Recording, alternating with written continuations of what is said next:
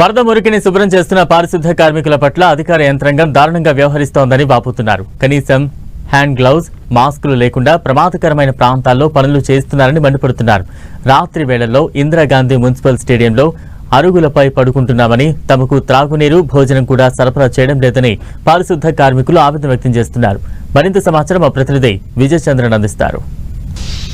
విజయవాడ నగరంలో వరద ప్రాంతాల్లో పారిశుద్ధ్య కార్మికుల పనితీరు చాలా అద్భుతంగా ఉంది. అయితే ప్రభుత్వం వారికి కనీస వాళ్ళు శుభ్రం చేసేందుకు హ్యాండ్ గ్లౌజెస్ కానీ, లేకుంటే భోజనం చేసేటప్పుడు హ్యాండ్ వాష్ కానీ, లేకుంటే వాళ్ళు ఉండేందుకోసం తగిన అకామిడేషన్ కానీ ఏమాత్రం చేయడం లేదు.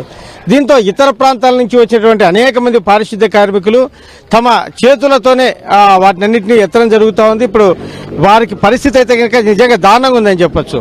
ప్రజల ప్రాణాలను కాపాడేందుకోసము విషపూరితమైనటువంటి ఈ పనులన్నింటినీ కూడాను తమ హ్యాండ్ గ్లౌజెస్ లేకుండా చేస్తూ ఉన్నారు. కనీసం అన్నం తినేటప్పుడు వారికి హ్యాండ్ గ్లౌజెస్ లేకుండా పనిచేస్తున్నందున కనీసం వాళ్ళకి హ్యాండ్ వాష్ కానీ, చేతులు కడుక్కోవడానికి సబ్బులు కానీ ఇవ్వలేదని చెప్పేసి వాళ్ళు ఆవేదన వ్యక్తం చేస్తున్నారు. ఇప్పుడు వైజాగ్ నుంచి వచ్చినటువంటి పారిశుద్ధ్య కార్మికులు మనతో ఉన్నారు, వారిని అడిగి తెలుసుకుందాం.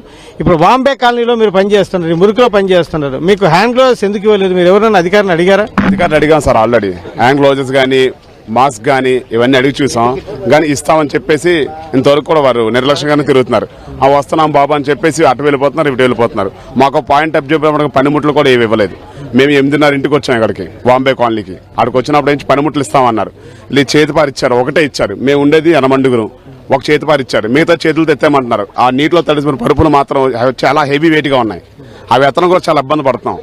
నిన్న కూడా మేము 10 గంటలకు బస్సు లేట్ అయితే 10 గంటల బస్సు లేట్ అయితే వచ్చి బాంబే కాలనీలో మొత్తం ఇటువంటి లైన్లో మొత్తం పనిచేసాం.